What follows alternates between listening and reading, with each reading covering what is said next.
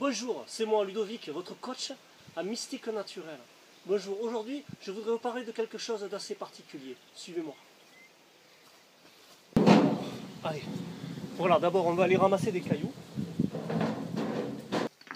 Alors voilà, nous nous situons dans le 61, dans l'Orne, dans un département vraiment magnifique et attenant à l'Eure-et-Cher. Nous sommes pas loin de Nogent-sur-Rotrou et c'est vraiment une campagne superbe.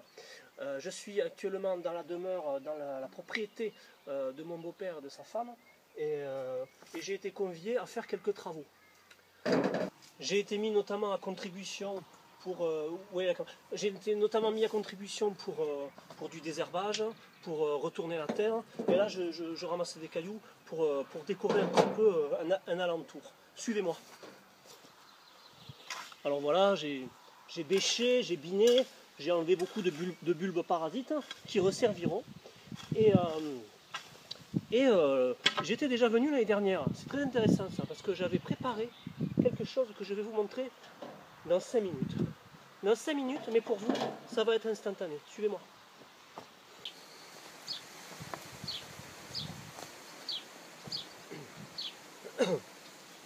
Alors voilà, il fallait que j'aménage cet endroit et j'ai décidé, dans cet espace-là, qui donne sur une nature informelle, une espèce de triangle qui va vers l'inconnu, comme une porte spatio-temporelle, si vous voulez, parce que, si vous voulez, juste derrière, il y a un champ. Alors, je ne sais pas si vous vous rappelez quand vous étiez petit, et que vous alliez dans le placard, enfin, moi, je faisais ça personnellement. Des fois, j'allais dans le placard de mes parents, et je me disais, derrière, quand je rentre, quand je ferme la porte, je vais dans un espace-temps complètement dingue, quoi. Donc voilà, ça représente un petit peu ça. Voilà.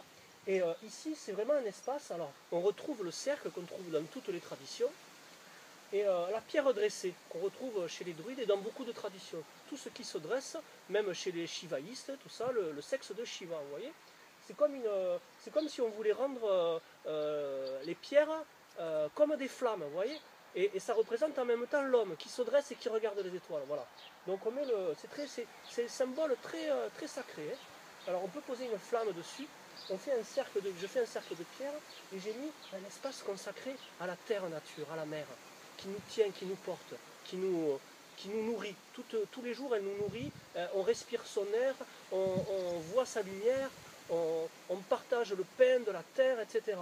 Et c'est aussi un lieu consacré pour les femmes, parce que les femmes sont l'origine de tout. Il ne faut pas se voiler la face, c'est les femmes qui nous ont mis au monde, c'est les femmes qui avaient des connaissances vraiment atypiques pour l'heure actuelle, mais à l'époque ça n'était pas atypique, c'est-à-dire qu'elles avaient vraiment une connaissance des plantes, une connaissance de tout ce qui avait trait à la terre, mais aussi de tout ce qui était, comment dire, du cœur et des forces invisibles. Alors c'est pour ça qu'on a dit les sorcières, mais ce n'étaient pas des sorcières, c'était les vrais sorciers aujourd'hui, c'est les laboratoires pharmaceutiques, excusez-moi. Ce sont des formules incompréhensibles qu'on n'arrive même plus à lire, qu'on ne sait même plus ce qu'il y a dans, on ne sait même plus ce qu'il y a dans les aliments, tout ça, il faudrait un dictionnaire. Donc voilà, c'est un lieu consacré à la mer, à la terre-mer. Et je suis sérieux, hein, parce que quand vous vous mettez ici, que vous vous posez et que vous parlez avec la nature, dans le silence, hein, vous pouvez parler dans le silence. C'est vrai, ça. Hein, on le dit, mais c'est vrai. Vous pouvez parler dans le silence, vous vous mettez et vous respirez la nature, vous écoutez. Et tous vos sens, vous les tournez vers l'intérieur. Tous vos sens, vous écoutez les oiseaux, une feuille qui tombe, et vous allez voir que vous allez avoir peur, vous allez avoir l'impression des fois d'être dans la jungle un peu. Parce que, alors que vous êtes en France, là ici on est dans l'Orne, c'est vraiment, il n'y a rien de dangereux, quoi. Bon, il y a quelques vipères, des choses comme ça, mais franchement ça va. Vous vous posez devant, ou même debout, et vous invoquez, vous priez, vous parlez, parce qu'il y a des êtres qui vous écoutent partout. Et là, ils vont sentir que vous êtes généreux, que vous avez quelque chose à leur donner, et ils vont vous donner en retour. Et ce qu'ils vont vous donner surtout, c'est le plaisir de faire cette pratique.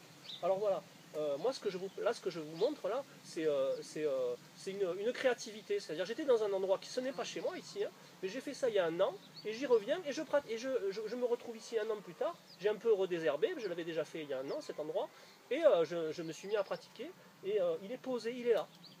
Donc voilà, je vous invite à être créatif comme ça, tout en restant universel, sans empiéter sur parce que des fois ça peut paraître étrange pour les gens. Bon, voilà.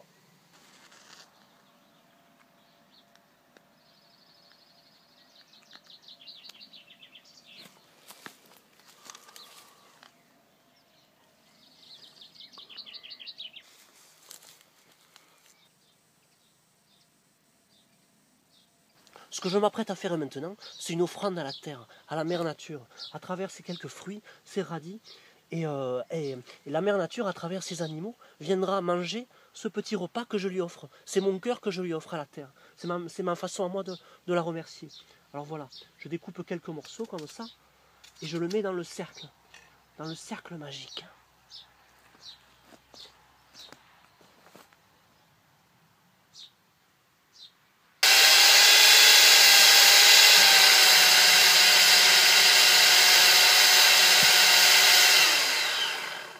Vous voyez ce jardin empli de broussailles, regardez sur la photo.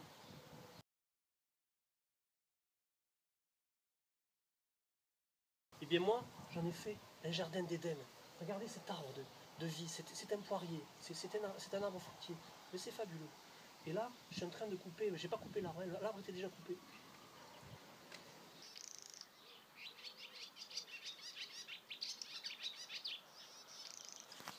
Qu'il est bavard celui-là. Une autre pratique qui est intéressante aussi, c'est parce que j'en ai désherbé de l'herbe, je peux vous dire. Hein, et j'étais dans des épreuves, j'étais pas bien, vraiment pas bien. Et là, j'ai désherbé et j'ai pleuré des fois, il y avait des choses qui devaient sortir. Et tous ces pleurs, toute cette eau, eh bien,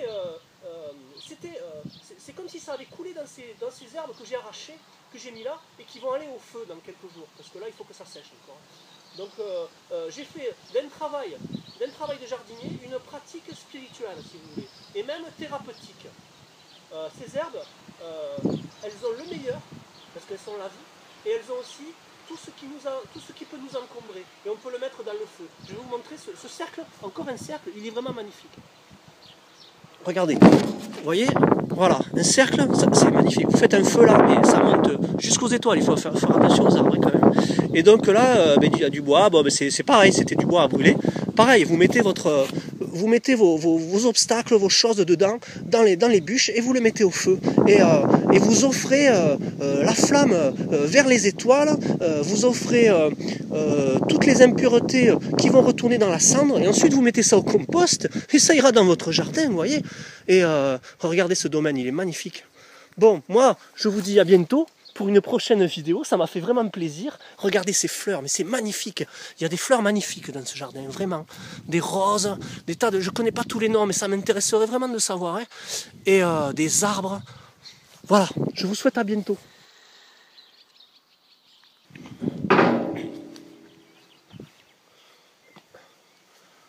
Excusez-moi, j'avais oublié de vous parler de cet outil qui est vraiment génial. Alors, vraiment, je ne sais pas comment il s'appelle. Alors, si quelqu'un a le nom de cet outil, parce que vraiment ici, là, bien aiguisé, là, plau, ça sarcle, là. Putain, le truc il te vient. Bon là, c'est pas aiguisé. Alors, je sais pas, est-ce que ça doit s'aiguiser ou pas. Je sais pas à quoi ça sert le haut. Mais là, putain, je désherbe tout, quoi. Donc voilà, si quelqu'un a un renseignement, ça me ferait plaisir.